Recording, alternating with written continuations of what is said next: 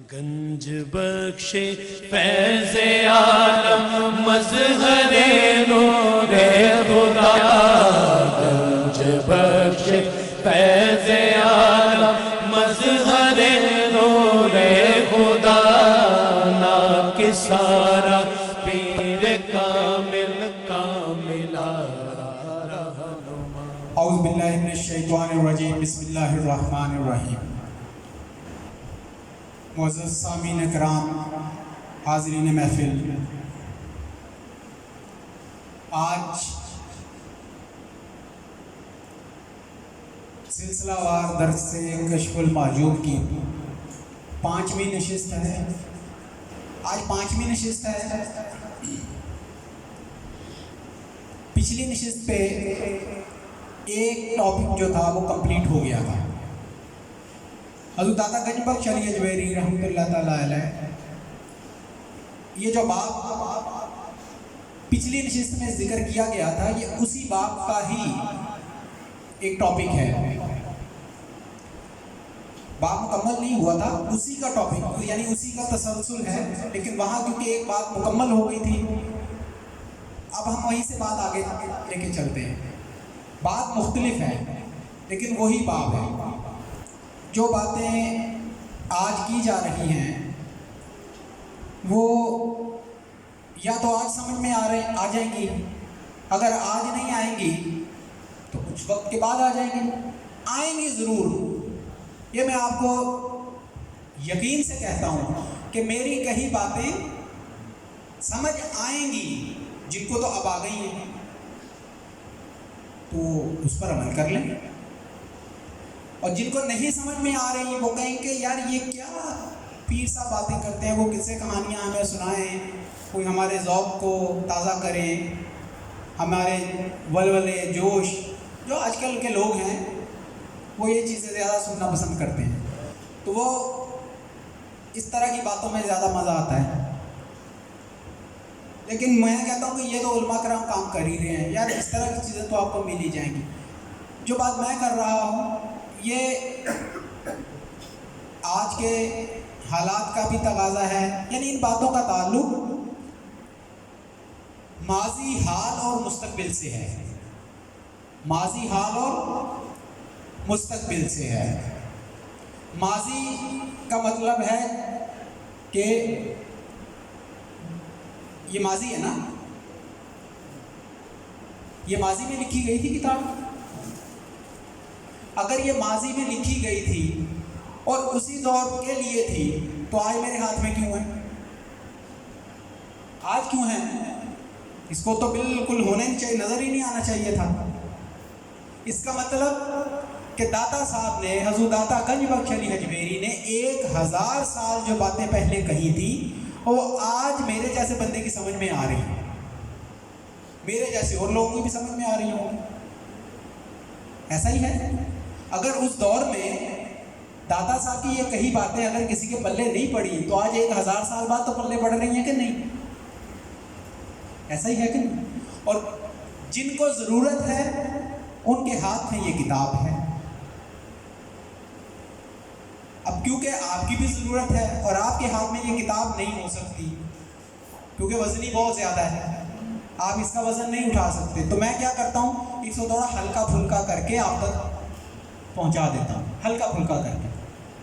یہ بھاری وزنی ہے، مطلب سمجھ رہے ہیں نا کہ یہ ہر کوئی اس کو کتاب خرید تو سکتا ہے، اول تو کوئی خریدے گا ہی نہیں، دوسری بات خرید تو سکتا ہے، پڑھنا مشکل ہے، اور اگر کوئی ہمت کر کے آج کے دور میں پڑھ بھی لے گا تو پھر سمجھنا مشکل ہے، آتی جا رہی ہے نا مشکلات۔ اور اگر کسی کے پلے بات پڑھ بھی گئی، سمجھ بھی لی بات، تو پھر عمل کرنا مشکل،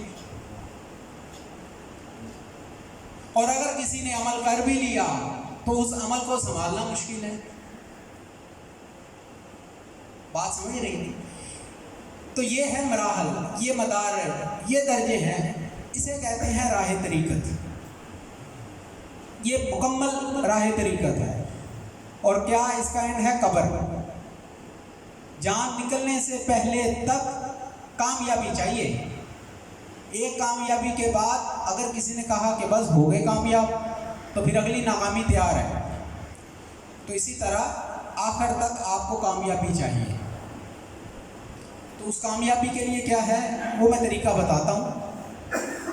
دیکھیں اتنا طریقہ بتاتا ہوں جتنا آپ کی ضرورت ہے، اس سے آگے کی باتیں نہیں کرتا. بیسک باتیں بتا دیتا ہوں. تو میں یہ کہہ رہا تھا کہ اگر یہ ضرورت نہ ہوتی آج کی تو 1000 سال بعد آج میرے ہاتھ میں کیوں ہوتی. کچھ چیزیں ہوتی ہیں وہ عوام الناس کے لیے ہوتی ہیں، عامت الناس کے لیے ہوتی ہیں. کچھ چیزیں ہوتی ہیں وہ خواص کے لیے ہوتی ہیں، یا یہ سمجھ لیں کہ کچھ چیزیں ہوتی ہیں وہ طلباء کے لیے ہوتی ہیں، اسٹوڈنٹس کے لیے ہوتی ہیں، اور کچھ چیزیں ہوتی ہیں وہ اساتذہ کے لیے ہوتی ہیں. کس لیے؟ اسٹوڈنٹس کی، طلباء کی رہنمائی کے لیے. وکلاء کے آپ چیمبرز میں جائیں، ان کے آفس میں جائیں، گھر میں جائیں، کسی وکیل کے پاس جانے کا آپ کو اتفاق ہوا تو دیکھیں آپ اس کے کمرے میں کتنی کتابیں پڑھی ہوتی ہیں نا کتابیں الماریوں میں ادھر ادھر. وکیل کے پاس جا کے دیکھ لیں آپ کتنی کتابیں اس کے پاس ہوگی. اگر کوئی یہ کہے کہ میں یہ کتابیں میں بھی خرید لوں اور میں کوئی کیس لڑ لوں تو لڑ لے گا وہ کتابیں خرید کے کیس. ہمیں رہنا بات. تو بس ان کتابوں کا مطلب یہی تھا. صوفیہ اولیاء نے جب یہ لکھی تو لکھنے کا مقصد یہ نہیں تھا کہ یہ بس لو اور پڑھ لو، نہیں، یہ اساتذہ کے لیے تھی کہ آپ نے اس طرح تعلیم آگے دینی ہے، یہ باتیں اس طرح آگے پہنچانی ہیں. ہوا یہ کہ ہم ان بحثوں میں الجھ گئے کہ جن کا تعلق ہمارے احوال سے نہیں تھا، احوال سے باطنی معاملات، حالات، احوال سے ہمارا ان باتوں کا تعلق، ان بحثوں کا تعلق نہیں تھا.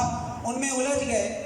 تو جب اس میں الجھے تو کیا ہوا کہ تصوف جو اسلام کی سیدھی سادی تفسیر تھی عملی، تصوف ایک سیدھا سادہ نصاب تھا، وہ فلسفہ بن گیا اور دقیق فلسفہ بن گیا. جب ابتدا ہی ہم وہ باتیں کریں گے تو وہ فلسفہ ہی بننا ہے، وہ ثقیل خوراک بن گئی جس کو ہضم کرنا بڑا مشکل ہو گیا. تو جو باتیں آج میں کر رہا ہوں وہ اگر آج کسی کی سمجھ میں نہیں آ رہی تو کل آئیں گی. اگر آپ کی سمجھ میں نہیں آئی تو آپ کی اولاد کی سمجھ میں آ جائے گی. سمجھ رہے ہیں بات؟ اس لیے ہر بات کو اس انداز میں لیں کہ کوئی بات کہی ہوئی وہ بیکار نہیں ہے. ہاں اس کے لیے ایک وقت کا انتظار کرنا ہے. جب وقت آئے گا اس وقت پہ جب وہ بات سامنے آئے گی تو آپ کو خود اندازہ ہو جائے گا کہ کہی ہوئی بات کتنی اہم تھی. تو اب میں آج کے مضمون کی طرف آتا ہوں.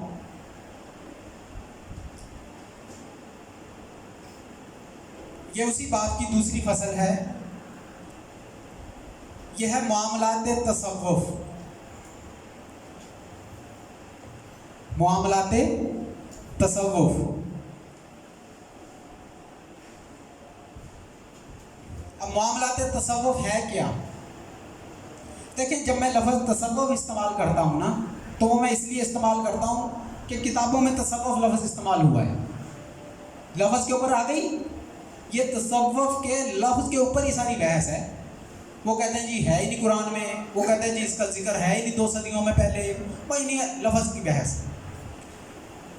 تصوف جب میں لفظ استعمال کرتا ہوں تو اس کے اندر وہ سب کچھ آ جاتا ہے جو پیری مریدی سے جڑا ہوا ہے، جو اسلام کی اصل سے جڑا ہوا ہے. بات سمجھ میں آ رہی ہے؟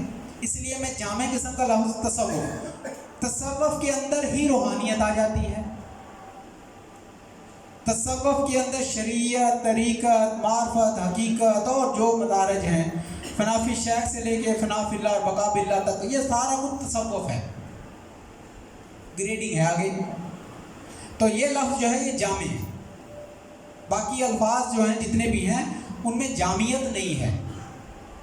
ہمیں آ رہی ہے بات؟ اس لیے یہ لفظ اب کوئی کہے کہ یہ آج کے دور میں جی تصوف کا نام، یہ تو باتیں بیکار ہیں، یہ تصوف کا آج او بھائی تصوف سے مراد میری وہی ہے. اگر کسی کی تصوف سے مراد یہ ہے کہ وہ جو خاص طور پر بتایا جاتا ہے صوف کا لباس اور یہ نہیں، تصوف سے مراد وہ سارا کچھ جس کو آگے پھر کیٹیگرائز کر دیا جاتا ہے.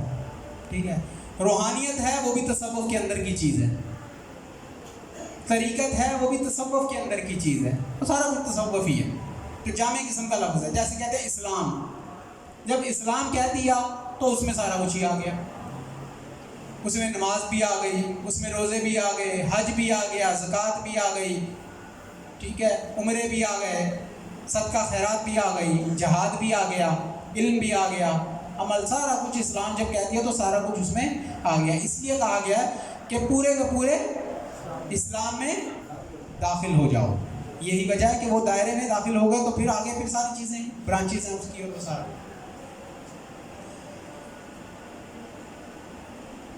اب داتا گنج بخش علی حجویری کشف المعجوب میں جو بیان فرماتے ہیں، اب میں متن پڑھنے لگا ہوں، یعنی حضرت داتا گنج بخش علی حجویری کی کشف المعجوب میں کہی ہوئی ان کے اپنے الفاظ ہیں، ان کے اپنے الفاظ.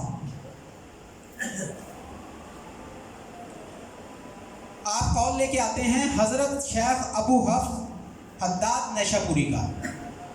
حضرت داتا گنج بخش علی حجویری حضرت شیخ ابو حفص حداد نیشا پوری کا قول لے کے آتے ہیں. فرماتے ہیں تصوف کیا ہے؟ تصوف کیا ہے؟ اب اس کے اوپر ان کا قول لے کے آئے ہیں.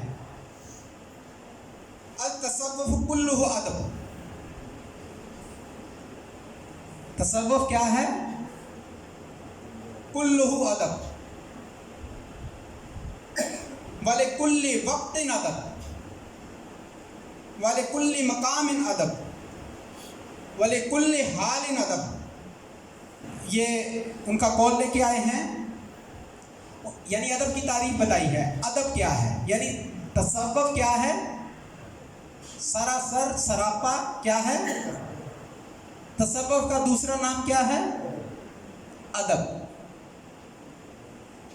اب وہ ترجمہ اس کا ہے تصوف سب کا سب ادب ہے، تمام اوقات میں ادب، تمام مقامات میں ادب، تمام حالات میں ادب. بس جس شخص نے بھی تصوف کے ان تمام مذکورہ آداب کا پاس و لحاظ کیا، وہ عملاً ان کی پیروی کی، اس نے اللہ تعالیٰ کے خاص محبوب بندوں کا درجہ پا لیا. اور آگے کیا فرماتے ہیں؟ لیکن جس شخص نے ان آداب سے غفلت بے اعتنائی برتی اور انہیں ضائع کر دیا، وہ خدا کے ہر ذریعہ قبولیت سے محروم اور درماندہ رہ گیا. بات سمجھ میں آ گئی؟ پھر آگے فرماتے ہیں کہ یہ میں نے بالکل حضرت شیخ ابو الحسن رحمۃ اللہ تعالیٰ علیہ کے قول کے قریب قریب ہیں، یعنی اس کی تائید میں پھر حضرت ابو الحسن کا قول لے کے آئے ہیں کہ ان کے قریب قریب ہیں. آپ فرماتے ہیں لیس التصوف رسوم ولا علوم ولکنہ اخلاق. یعنی تصوف نہ تو محض رسوم کا نام ہے اور نہ محض متداول علوم کا مجموعہ ہے، بلکہ وہ تو اخلاق حسنہ سے عبارت ہے جن کا مقصد تزکیہ باطن ہے. اب یہاں بات ایک کلیئر ہو گئی کیا؟ ہم کہتے ہیں، میں اکثر بات کرتا ہوں کہ ایک ہے رسوم تصوف. کیا ہے؟ رسوم تصوف. اور دوسرا ہے علوم تصوف. تصوف نہ رسوم کا نام ہے اور نہ علوم کا نام ہے. لو داتا صاحب نے تو نہیں بات کر دی، 1000 سال پہلے کہی تھی بات. کتنے؟ 1000 سال پہلے کہی تھی بات، لیکن ہم کہتے ہیں کہ نئی بات کر دی. جیسے کئی میری باتیں نئی نہیں لگتی، یار انہوں نے کوئی نئی بات کر دی، پہلے ہم نے تو زندگی میں نہیں سنی، یہ تو نئی بات ہی کر رہے ہیں. मुझे भी ये दादा साहब की नई बात लग रही है, हालांकि कहीं उन्होंने 1000 साल पहले है। जब इंसान पहली दफ़ा कोई बात सुनता है ना तो उसको नई लगती है।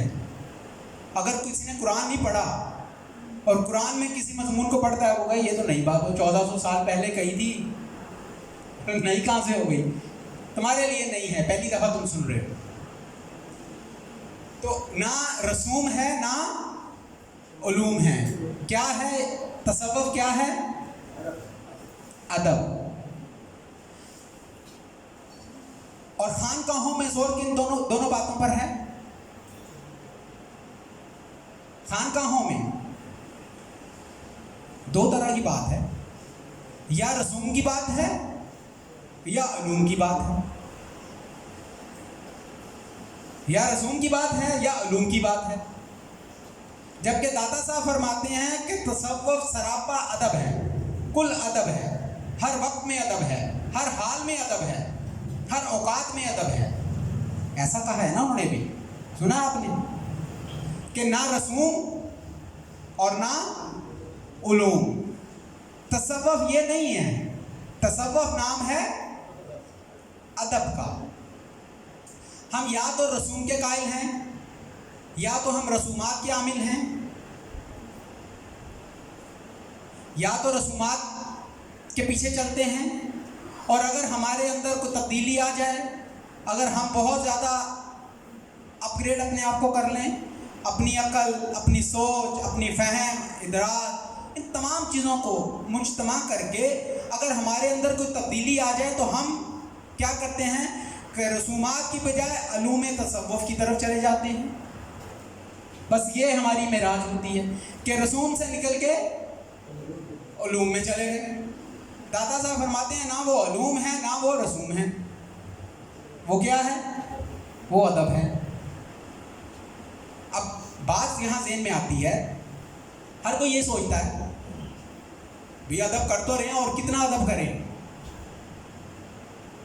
अदब करते तो हैं और क्या करें, हाथ चूमते नहीं हैं हम। पीर साहब आ जाए तो खड़े नहीं हो जाते, पीर आ जाए तो खड़े नहीं हो जाते थे किसी ज़माने में, लोग खड़े नहीं हो जाते हम। अगर उनका जूता सीधा कर दें, और ये सारा कुछ कर तो रहे हैं और कितना अदब करें। अब यहाँ तक बात मैंने मुकम्मल की, वो जो टुकड़ा पढ़ के मैंने आपको सुनाया है, क्या है तसव्वुफ, क्या है अदब। और अब इससे एक सवाल पैदा होता है, सबसे अहम सवाल, वो ये कि अगर तसव्वुफ सारा का सारा अदब है तो अब ये सवाल पैदा होता है कि अदब क्या है? अदब क्या है? अगर तो वो है जिसकी मैंने एक मिसाल दी है कि सबके ज़हनों में ये होता कर तो रहे हैं और क्या करें। अदब क्या है? अदब ये है अल्लाह, रसूल और मखलूक हर एक के साथ ताल्लुक़ को खूबसूरत तरीके से निभाने का नाम अदब है। अल्लाह, रसूल और उसकी मखलूक, उनके साथ मामलात और उनके साथ ताल्लुक़ को खूबसूरत अंदाज में निभाने का नाम क्या है? अदब है। हकूकुल्लाह को खूबसूरत अंदाज में निभाने का नाम क्या है? अदब। बारगाह रिसालत के तकाज़े पूरे करने असल तरीके से, उसका नाम क्या है? अदब। इसी तरह मखलूक के साथ ताल्लुक़ को खूबसूरत अंदाज में निभाने का नाम अदब है। अब इसमें क्या आगे किसी का, अब ये तीन दर्जे हैं डॉक्टर साहब, 3 दर्जे हैं। एक ये है, मैं ये जितनी गुफ्तगू है उसको मैंने 2-4 जुमलों में समेटा है ताकि वक्त बचे और आपको बात भी समझ में आए। किसी के हक, किसी का हक जानना, उसके बारे में जानना, इसे इल्म कहते हैं। क्या कहते हैं? इल्म।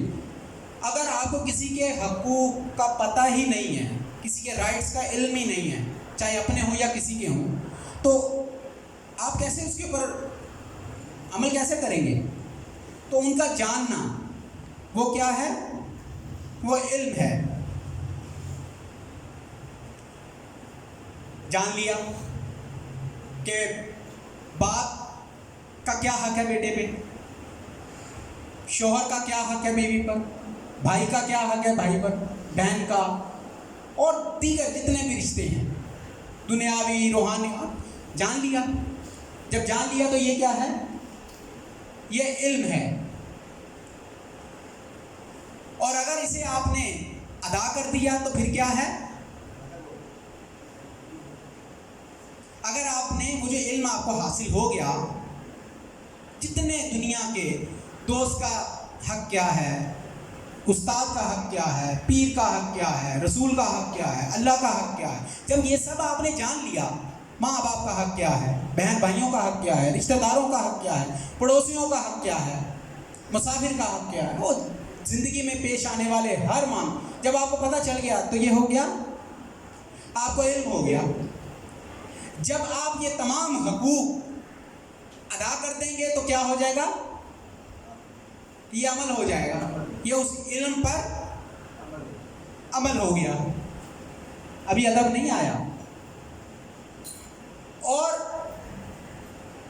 ان حقوق کی ادائیگی میں، یعنی جو عمل آپ کر رہے ہیں ان کی ادائیگی کو انتہائی خوبصورت انداز میں کرنے کا نام ادب ہے. فار ایگزامپل، اللہ تعالیٰ کے حقوق، عبادت. پہلے تو آپ کو عبادت کا علم ہونا چاہیے.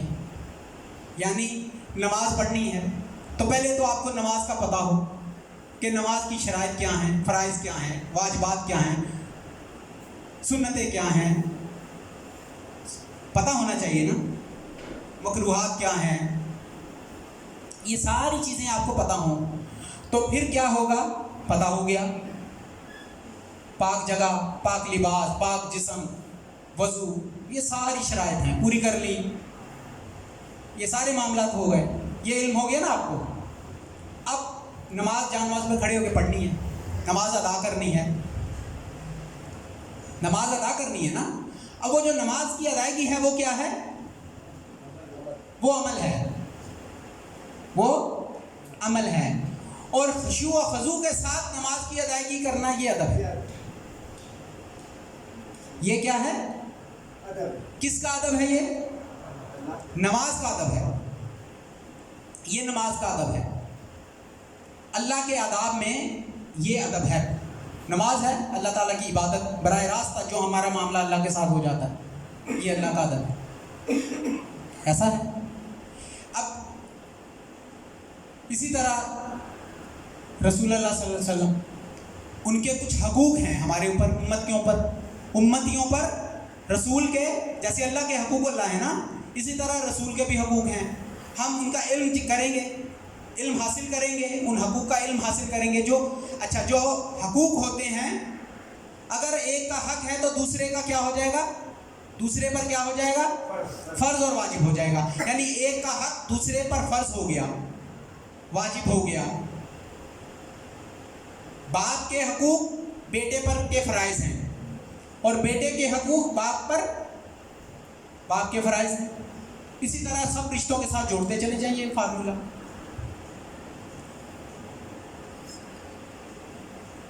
اس انداز میں نماز پڑھنے کو کیا کہتے ہیں؟ وہ نماز کا ادب ہے. رسالت کا ادب ہے.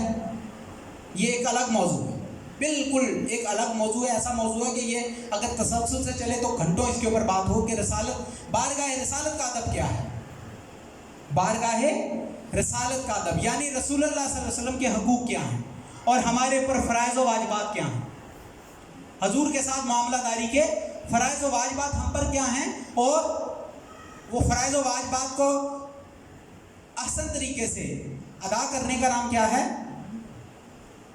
کیا نام ہے اس کا؟ ادب. وہ ہے ادب.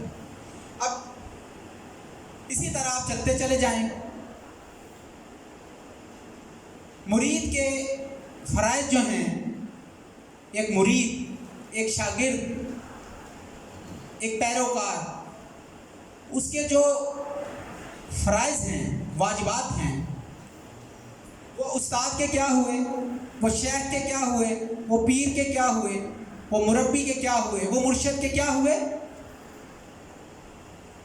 کیا ہوئے؟ حقوق. کیا ہوئے؟ حقوق. مرشد کے حقوق، حق کی ادائیگی، حق کی ادائیگی. یہ کیا ہے؟ جو حق ادا نہیں کرتا وہ کیا ہے؟ سب سے پہلے تو حق کی ادائیگی کا علم ہو. پہلی تو بات یہ ہے، پہلے کیا ہے؟ علم ہو. اس کے بعد اس پر عمل ہو. پھر اس کے بعد عمل عمدہ طریقے سے ہو، پھر ادب شروع ہو جائے گا. تو دائرہ ادب میں اب ہم نے اپنے آپ سے پوچھنا، کوئی کسی سے نہیں، ہر کوئی اپنے آپ سے پوچھے گا کیا اتنے عرصے میں ہم دائرہ ادب میں داخل ہوئے بھی ہیں کہ نہیں؟ میں نے کہا تھا، وہ کہہ رہے جی ہم تو اتنے سال سے ادب کر ہی رہے ہیں تو کیوں نہ کچھ ملا. اتنے سال سے ادب کر رہے ہیں. ابھی میں خدمت پہ نہیں آؤں گا. خدمت پہ اس لیے نہیں آؤں گا کہ میں ادب کے ذریعے ہی بات سمجھا دینا چاہتا ہوں. جو بات ادب کی ہے وہی بات آپ اپلائی کرتے ہیں خدمت کے اوپر بھی. بات سمجھ میں خدمت کی طرف جاؤں گا تو پھر اسپیسیفک ایک عجیب سا وہ گوشہ بن جاتا ہے. میں اس سے ذرا میں اوائڈ کرتا ہوں کیونکہ پھر وہ بات معاملات پھر دوسری طرف، میں اس طرف نہیں جاؤں گا. میں ادب کے اوپر رہوں گا. کیا دائرہ ادب میں داخل ہوا کوئی؟ یا تو علم پر کھڑے ہیں، اور اگر کوئی بہت زیادہ آگے گیا تو عمل کی طرف چلا گیا. عمل کی طرف چلا گیا نا. وہ علم والے سے افضل ہے. جو عمل پہ ہے وہ علم والے سے افضل ہے.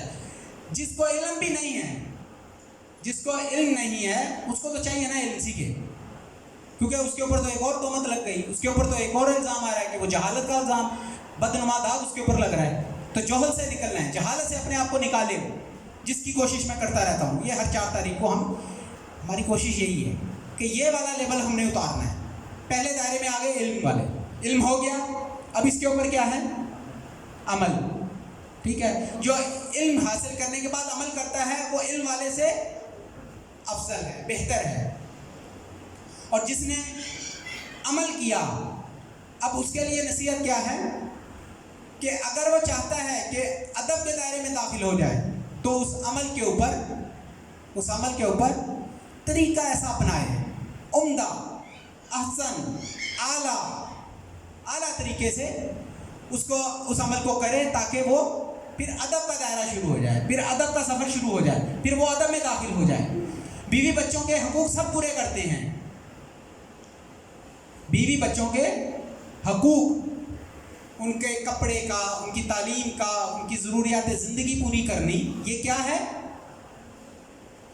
یہ فرائض ہیں اور ان کے حقوق ہیں. ادا سب کرتے ہیں، لیکن اب ادب کا دائرہ کہاں شروع ہوگا؟ کرتے ہیں آپ، لیکن ادب کیا ہے کہ وہ جو کچھ آپ کرتے ہیں وہ رزق حلال ہو، وہ رزق حلال ہو. اگر وہ حلال ہوگا تو آپ اس عمل کے بعد آگے دائرہ ادب میں چلے گئے. اگر کوئی کہے جی میں اپنے بچوں کی ضروریات پوری کرتا ہوں، میں اپنی بیوی کی ہر خواہش پوری کرتا ہوں، میں ہر وہ کام کرتا ہوں، نہیں، آپ ابھی عمل پہ کھڑے ہیں. آپ نے علم حاصل کرنے کے بعد عمل شروع کر دیا، لیکن ابھی ادب شروع نہیں ہوا. ادب کی گارنٹی جب ملے گی کہ جو کچھ آپ نے کیا وہ احسن طریقے سے کیا، عمدہ طریقے سے. اور احسن اور عمدہ طریقہ کیا ہے کہ وہ سب کچھ طیب، پاک، حلال ہو.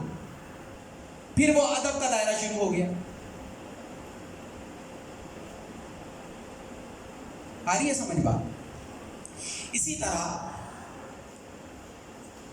نماز، روزہ، حج، زکوٰۃ، ارکان اسلام، حقوق اللہ، حقوق العباد، یہ تمام چیزوں کو، یہ تمام ان سب کو ادب کے ساتھ، یعنی ان کے اوپر عمل کرنا ادب کے ساتھ، یہ کیا ہے؟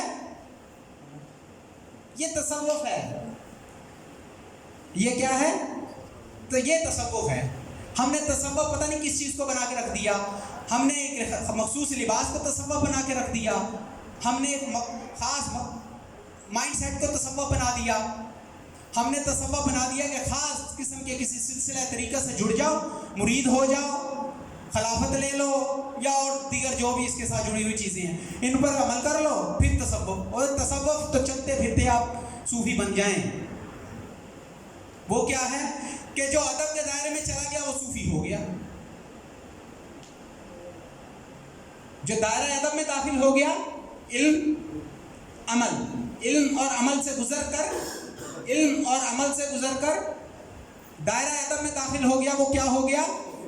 वो सूफी हो गया। आगे आएगी दाता साहब की ये बात। मैं बात को यही पॉज करके आगे बढ़ाता हूँ ताकि हज़रत दाता गंज बख्श अली अजमेरी की किताब का मतन आ जाए बीच में, इसी बात में आ जाए, ताकि मेरी बात की तस्दीक हो जाए आपको जो बात मैं कह रहा हूँ। मैं जो बात कह रहा हूँ मैं कश्फुल माजूब की रोशनी में नहीं कह रहा हूँ, ये मैं आपको पहले बता दूँ। ये अभी तक मैंने जितनी बात की है ये कश्फुल माजूब से मुताल्लिक नहीं है, ये कश्फुल माजूब से अख़ज़ किया हुआ कॉन्सेप्ट नहीं है। हालांकि कश्फुल माजूब भी वही सब कुछ ही है, कुरान और सुन्नत ही है सारा कुछ, लेकिन मैं जो आपको पॉइंट दे रहा हूँ, जो आपको मैं दाता साहब की बात की तशरीह और ताबीर कर रहा हूँ, वो मैं कर रहा हूँ अहदीस रसूल की रोशनी में, यानी नबी पाक सल्लल्लाहु अलैहि वसल्लम की हदीस जो है उसकी रोशनी में हज़रत दाता गंज बख्श अली अजमेरी की बात को वाज़िया कर रहा हूँ। ये जितनी बातें मैंने कही कि अदब क्या है, उन्होंने तो कहा ना तसव्वुफ का सरापा अदब है, और ये जो सारा कुछ ये अदब का मफ़हूम बताया किसने हमें? नबी पाक सल्लल्लाहु अलैहि वसल्लम ने। और इसको बयान किसने किया? हज़रत इमाम बुखारी ने। बुखारी और मुस्लिम के ये मज़ामीन हैं किताबुल अदब के, जिसमें उन्होंने अदब यानी बाब बांधा है, बुखारी का बाब है बाबुल अदब। ये उसका मफ़हूम आपको मैं 2 जुमलों में 4 जुमलों में बता रहा हूँ कि ये है उन तमाम हदीस का खलासा, उसका खुलासा बयान कर रहा हूँ, जिसको दादा साहब अपने अल्फाज में आगे बयान कर रहे हैं। हज़रत मुर्तज़ा रहमतुल्लाह तआला अलैह के कौल को लेके आते हैं, आप फरमाते हैं अत-तसव्वुफ हुस्नुल खुल्क।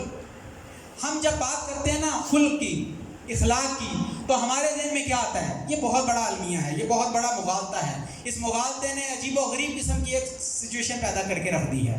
मैं आपको बता दूँ, मैं वो राज खोलूँगा कि जिन पर पर्दे हैं, मैं पर्दे उठाने का काम करता हूँ। ये क्या है?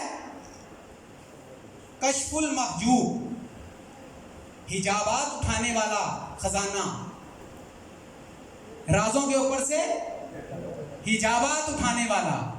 अब वो हिजाबात बिल्कुल माइक्रो लेवल से लेके मैक्रो लेवल तक चले जाएंगे, छोटे दर्जे से लेके बड़े दर्जे तक तमाम हिजाबात। मैं इब्तिदा कर रहा हूँ जितने हिजाबात हमारे हैं।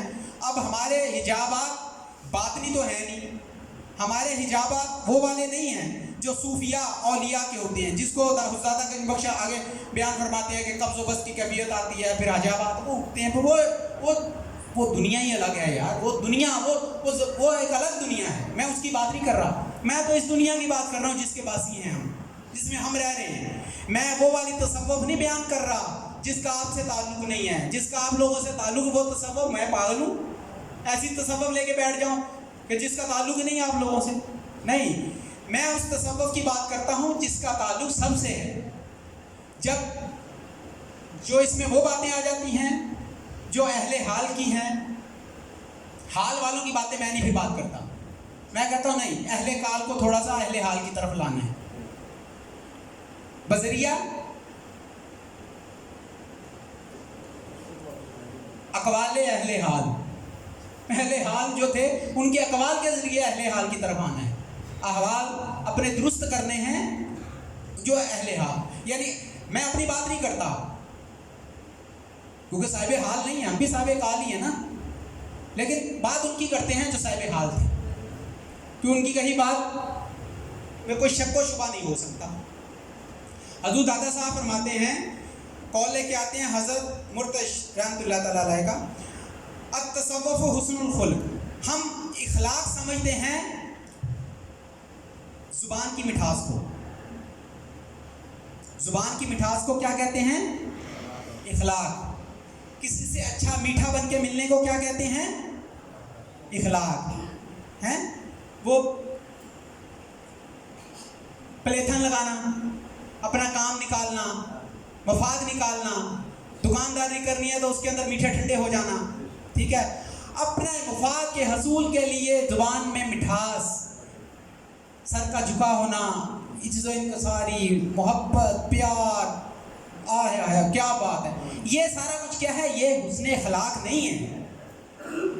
یہ کیا ہے؟ یہ حسن اخلاق نہیں ہے، وہ والا جو تصوف داتا صاحب بیان فرما رہے ہیں۔ یہ ظاہری اخلاق کا ایک معمولی سا جز ہے، ظاہری، آپ کے ظاہر میں ظاہری اخلاق کا ایک جز ہے۔ یہ جو مفادات کے گرد گھومتے ہیں نا اخلاق، مفادات کے ساتھ جڑے ہوئے اخلاق، میں نے پچھلی نشست میں بھی کہا تھا، یہ تو پھر اسی طرح کاروبار بھی چلتے ہیں، سارا کچھ میٹھے پن سے چلتا ہے نا سارا کچھ، نہیں، اخلاق یہ نہیں ہے۔ یہ تو آپ سمجھ لیں کہ اخلاق کا ظاہر ہے، جیسے کہ نماز کا ظاہر ہے۔ نماز کی تمام شرائط پوری کرنے کے بعد، جہاں نماز پہ کھڑے ہونے کے بعد نماز پڑھنا کیا ہے؟ علم اور عمل، لیکن نماز کا ادب نہیں ہے۔ اسی طرح یہ جو ظاہر ہے، اگر دل میں وہ سب نہیں ہے، دل میں اخلاص نہیں ہے، خلوص نہیں ہے، اور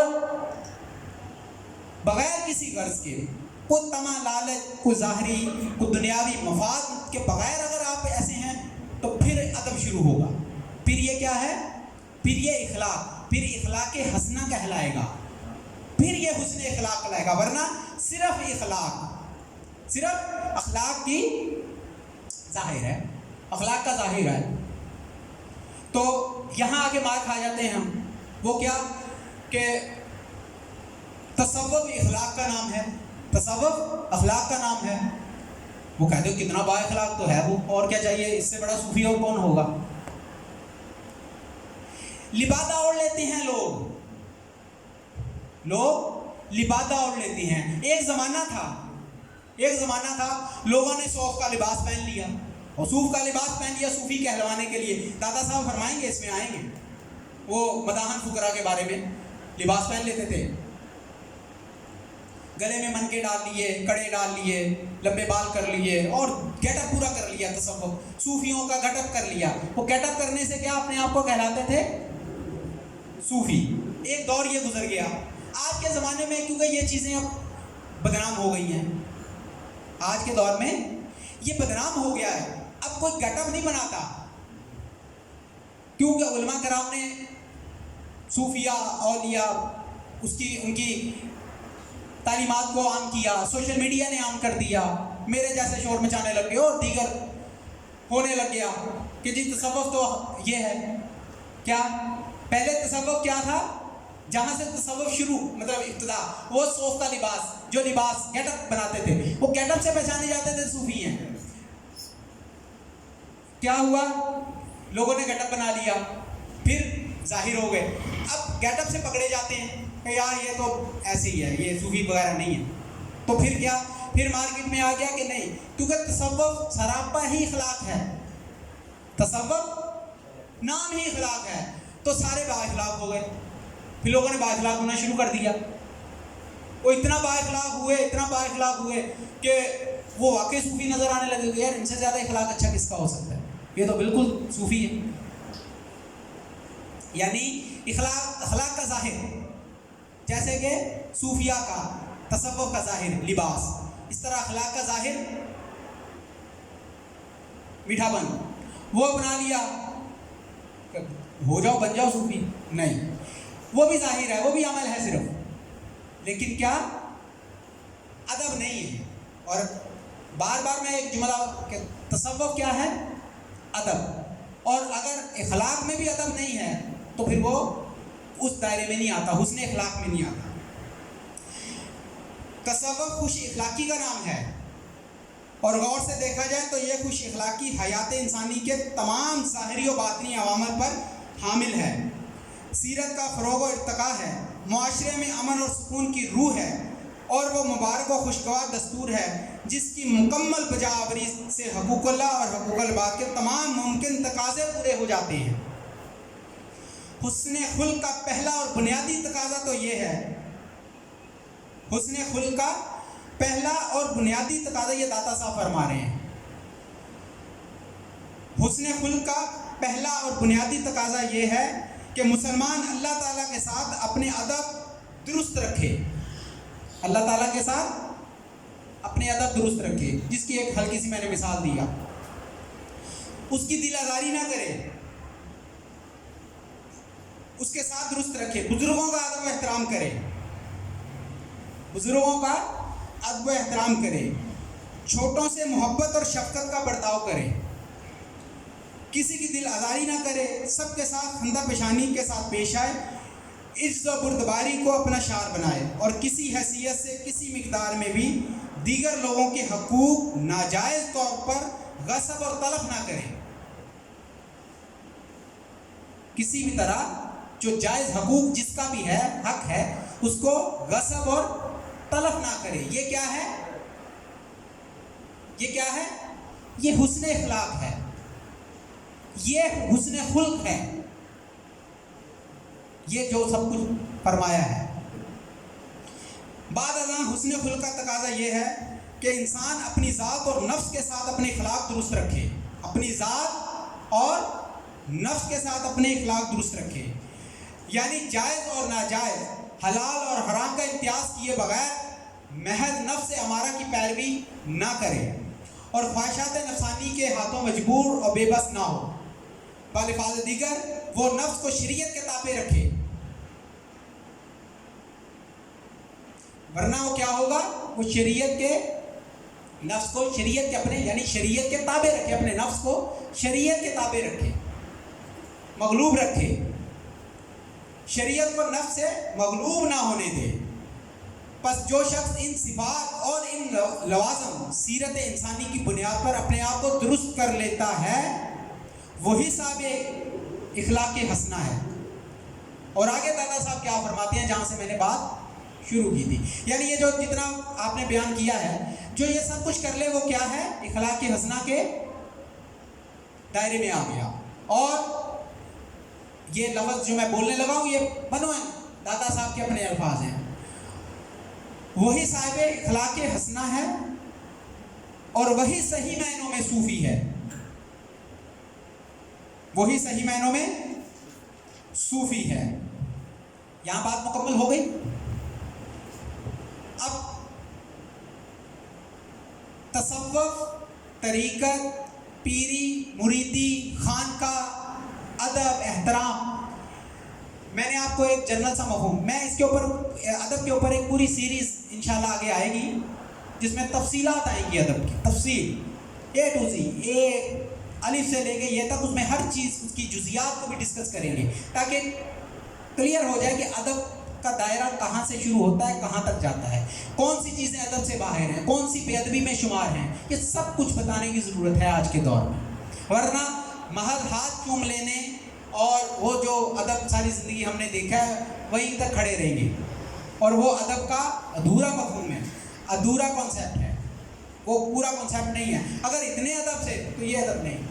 آج کے مضمون سے متعلق حقوق اللہ، حقوق العباد، یہ وہ دو ٹاپک ہیں جن کے اوپر علماء کرام کی زبان سے آپ سن لیں گے۔ اس میں ادب کا خیال، ادب، بڑے کا ادب ہوتا ہے، بڑے کا ادب ہوتا ہے نا، چھوٹے کا بھی ادب ہوتا ہے۔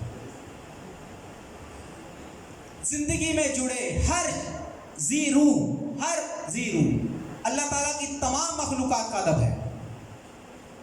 کیڑے چیونٹی ہے، کیڑے مکوڑے ہیں، ان کا بھی ادب ہے۔ ادب کا دائرہ اتنا وسیع ہے، بلی ہے، کتا ہے، چڑیا ہے، پرندے ہیں، ان کا بھی ادب ہے۔ میں نے کہا میں پوری سیریز لے کے چلوں گا تو مفہوم واضح ہوگا، ان کا بھی ادب ہے۔ آری بات سمجھ؟ ہر چیز کا ادب ہے۔ ان آداب کا مجموعہ کیا ہے؟ ان آداب کا مجموعہ، اس کو تصوف کہتے ہیں۔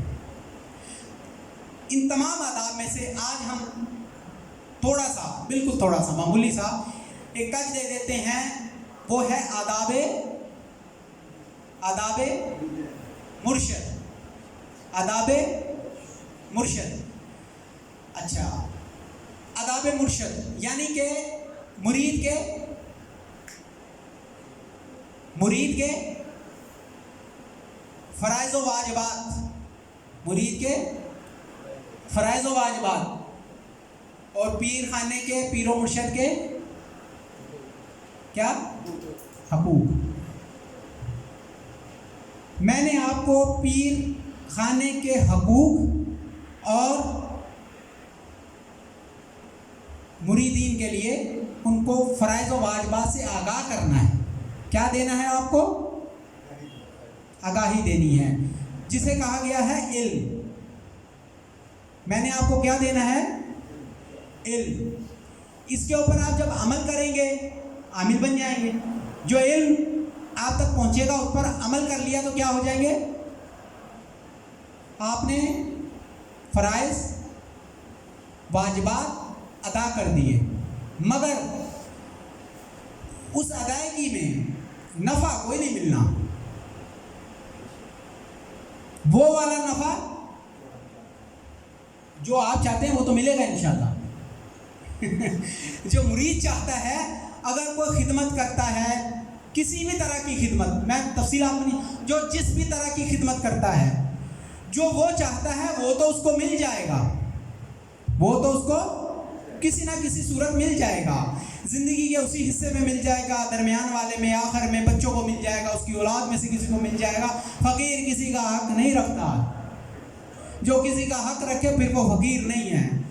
فقیر کے در پہ کسی نے بے لوث ایک گلاس کسی پیاسے کو پانی پلا دیا، دروازہ نکلنے سے پہلے، باہر جانے سے پہلے وہ اس کا قرض اتار کے بھیجتا ہے.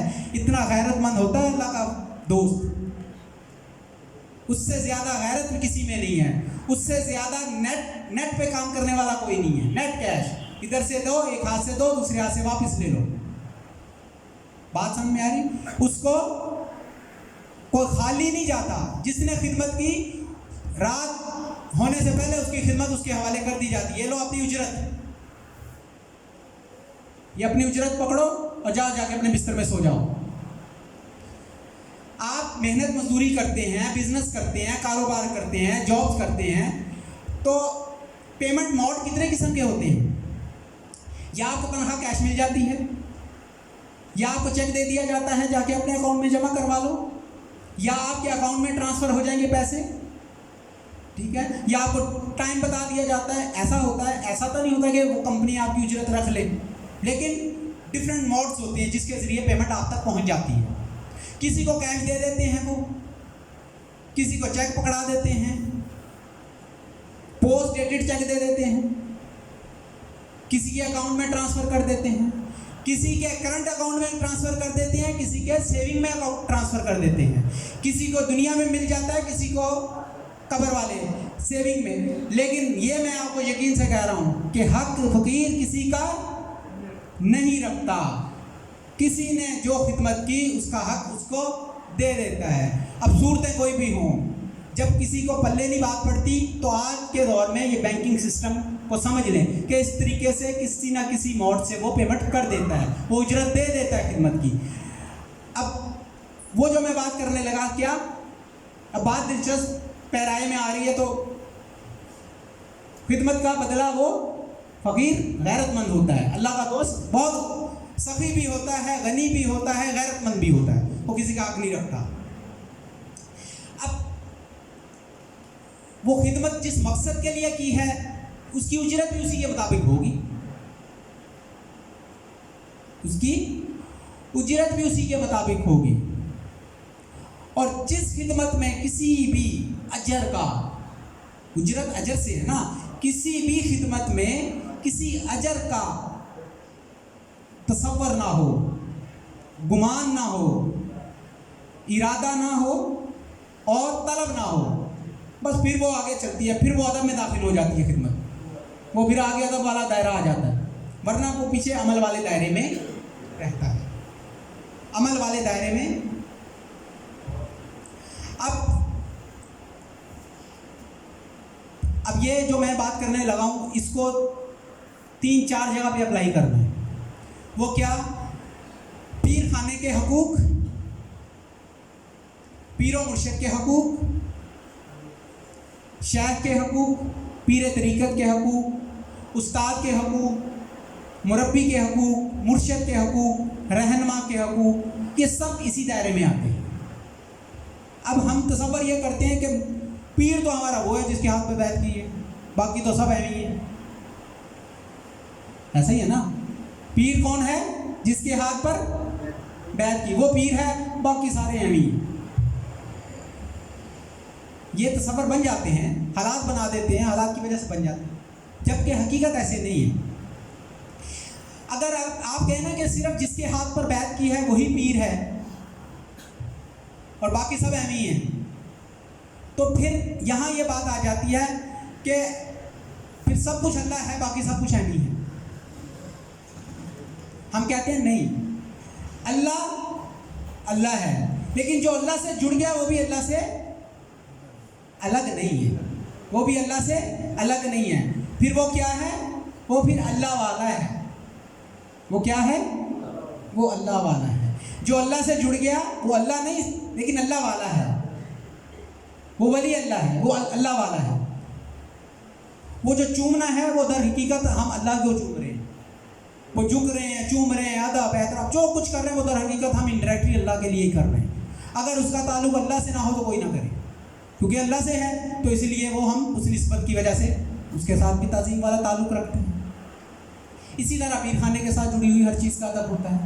ठीक है, ये एक अलग मौजू है, इसके ऊपर बात करेंगे। अब हज़रत गौसे आज़म शाह अब्दुल कादिर जिलानी की किताब है गुनियतुत तालिबीन, शोराए पाक तस्लीम, गुनियतुत तालिबीन। हज़रत दाता गंज बख्श अली हजवेरी ने जो फरमाया, अब उसका एक पहलू जो है उसको मैं डिस्कस कर देता हूँ हज़रत गौसे आज़म शाह अब्दुल कादिर जिलानी की ज़ुबान से। मैंने कोई नीचे वाली बात ही नहीं करनी। हज़रत दाता गंज बख्श अली हजवेरी हज़रत गौसे आज़म शाह अब्दुल कादिर जिलानी से भी पहले के, बात समझ में आ रही? हज़रत गौसे आज़म बाद के हैं, दाता साहब उनसे पहले के हैं। तो हज़रत गौसे आज़म शाह मकामात की बात नहीं कर रहा हूँ, दौर की बात कर रहा हूँ। तो हज़रत दाता गंज बख्श अली हजवेरी की कश्फुल माजूब का मफ़हूम, मैसेज, पैगाम, अब उसका आगे जो आज का पैगाम इससे आपने लेना है वो हज़ूर गौसे आज़म शेख अब्दुल कादिर जिलानी की गुनियतुत तालिबीन से मैं वाज़ह करने लगा हूँ। क्या? गंज बख्शे फैज़े आलम मज़हरे नूरे खुदा, गंज बख्शे फैज़े आलम मज़हरे नूरे खुदा, ना कि सारा पीर कामिल कामिला रहनुमा, गंज बख्शे फैज़े आलम मज़हरे नूरे खुदा, ना कि सारा पीर कामिल कामिला